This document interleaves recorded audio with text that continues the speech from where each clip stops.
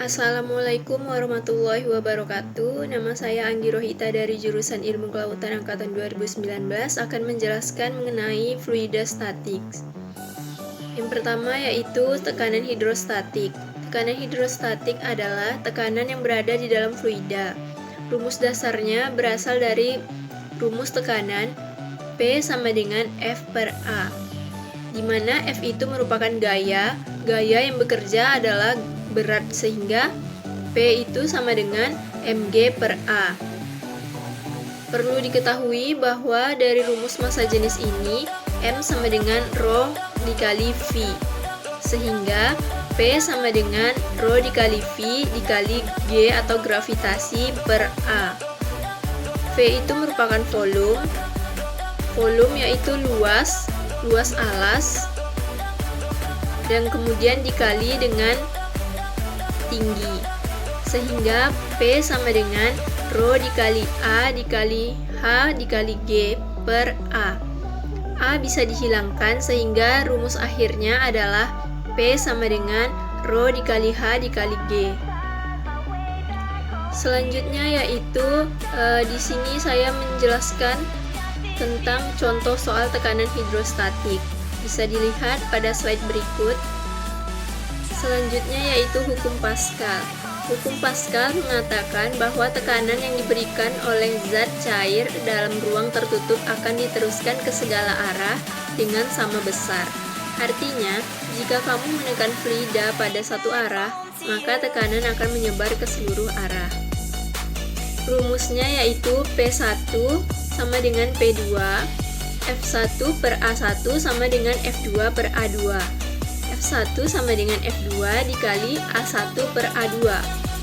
Kemudian bisa juga menjadi F1 sama dengan W dikali A1 per A2.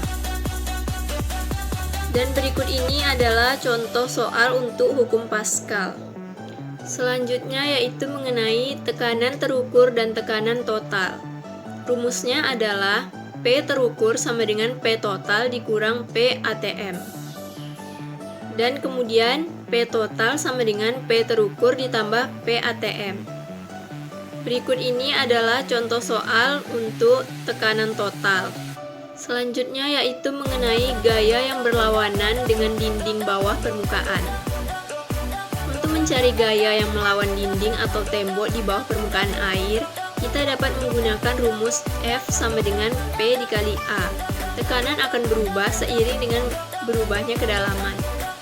Untuk mengatasi itu, kita bisa membayangkan garis kecil pada kedalaman H dengan ketebalan garis DH, dan berikut ini adalah contoh soalnya.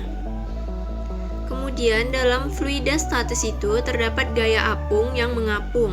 Sebuah objek akan terapung ketika massa jenis objek tersebut lebih kecil dari massa jenis fluidanya, dan juga gaya apung sama dengan berat objek. Maka gaya apung sama dengan W objek, mg fluida sama dengan mg objek, ρ dikali V dikali G fluida sama dengan ρ dikali V dikali G objek. Dan kemudian kita coret G-nya atau gravitasinya sehingga menjadi ρ fluida dikali V fluida sama dengan ρ objek dikali V objek. Dan untuk rumus fraksi di atas permukaan yaitu F kecil sama dengan 1 dikurang ρ objek per ρ fluida. Selanjutnya yaitu gaya apung. Gaya apung atau yang lebih dikenal dengan buoyancy yaitu gaya ke atas yang dikerjakan oleh fluida yang melawan berat dari benda yang diredam. Pada sebuah kolom fluida, tekanan meningkat seiring dengan bertambahnya kedalaman sebagai hasil dari akumulasi berat air di atasnya. Kemudian mengenai gaya apung yang tenggelam. Sebuah objek akan tenggelam ketika massa jenisnya lebih besar dari massa jenis fluida tersebut. Ketika sebuah objek tersuspensi ke dalam cairan adalah T sama dengan mg dikurang Bf. Rumus dari Bf adalah Bf sama dengan ρ liquid dikali V liquid dikali G atau gravitasi. Gaya apung pada beberapa fluida.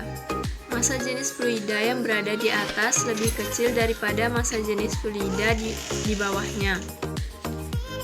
BF total sama dengan BF1 ditambah BF2, sehingga W objek sama dengan BF total. MG objek sama dengan BF1 ditambah BF2.